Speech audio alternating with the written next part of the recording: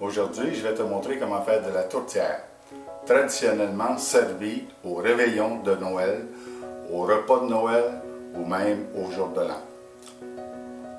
Il existe un débat sur c'est quoi les tourtières au Québec. Pour moi, il n'y en a pas de débat, c'est simple. Ma mère m'a donné une recette qui s'appelait sa tourtière au porc et c'est ça la tourtière pour moi. Alors, sans plus tarder, on va faire la mise en place puis je vais te montrer comment est-ce qu'on prépare ça après. Pour notre mise en place, pour faire la tourtière, on aurait besoin du beurre, du bouillon de poulet, du porc haché, des oignons, de la pomme de terre en purée, clous de girofle, cannelle, sel et poivre. Sans plus tarder, on va préparer notre garniture de tourtière. Pour commencer notre garniture de tourtière, on va commencer par faire fondre notre beurre dans le poêlon. On ajoute les oignons. On va simplement faire suer. On va laisser ça pendant à peu près 3 minutes. Après notre 3 minutes, nos oignons commencent à dorer. C'est maintenant le temps d'ajouter notre viande. On peut simplement défaire notre viande à la brassière.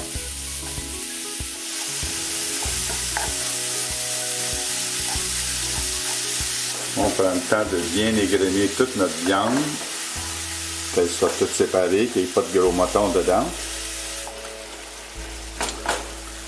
Après 4 à 5 minutes, notre viande elle a perdu son rosé.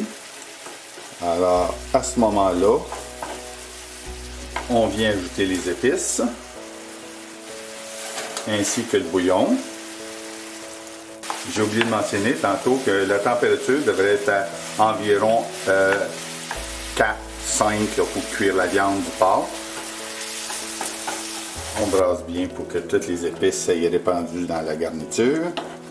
Et on va baisser la température à environ 2 et puis laisser cuire environ 30 minutes.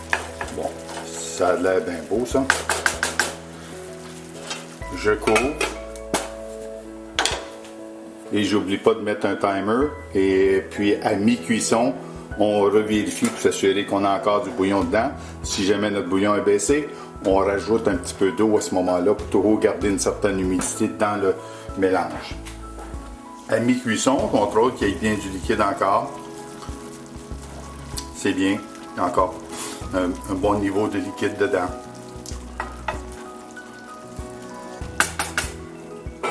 On laisse aller. Voilà, notre temps de cuisson est complété. On va ajouter notre pomme de terre pilée pour absorber tout le reste du liquide.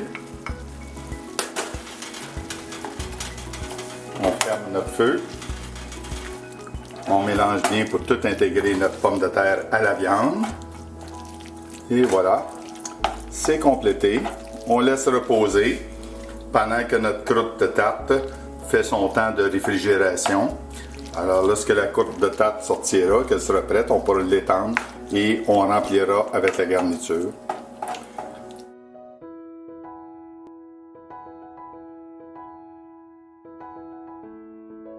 On va faire nos tourtières. Moi, je les fais dans 2 assiettes de 6 pouces.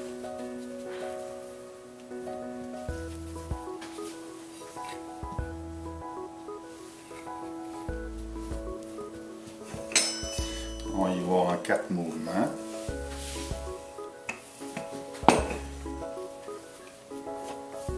On saupoudre encore de la farine. Et encore une fois, on y va en 4 mouvements.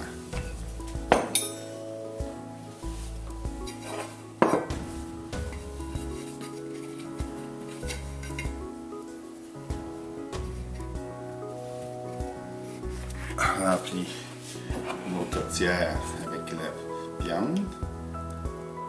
Maintenant, on fait des couverts pour couvrir nos tourtières. À ce moment ici, on en prend un petit peu moins que pour faire la base. Toujours la même chose, on y va avec nos 4 mouvements. Sans trop le faire souvent. Il faut éviter de manipuler la pâte si on veut qu'elle soit légère. fois qu'elle est faite comme ça, on fait juste rabattre et on va faire quelques incisions pour permettre à la vapeur de sortir pendant la cuisson. On dépose la pâte et on coupe environ à 1/2 pouce du bord de l'assiette en mettant vos doigts en dessous. Vous jugez la distance. Alors, on replie la pâte vers le dessous un peu. Et là, il y a plusieurs façons de faire. Vous pouvez foncer en faisant avec vos doigts comme ça. Vous pouvez faire plus simple en prenant juste une fourchette et écraser le bord. Ou avec une cuillère. Ce sont tous des méthodes employées. Avec une fourchette, on fait comme ça. Et avec une cuillère, c'est le même principe. On y va simplement en faisant des ronds comme ça. Et pour celle que je fais aujourd'hui, je la fais. Voilà. Celle-là, on peut y aller simplement en faisant comme ça. Ça, c'était la méthode que ma mère employait. Une fois qu'elle a fait ça, elle y allait avec la fourchette, comme ça.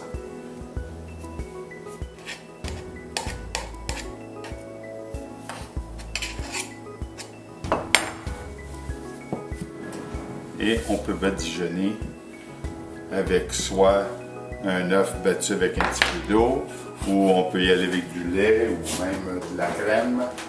On va y aller avec un peu de crème 35. Ceci va permettre de faire un beau doré sur la croûte. Il ne reste plus qu'à congeler nos tourtières et les sortir au besoin, ou passer à la cuisson directement. J'espère que tu as aimé. N'oublie pas de t'abonner.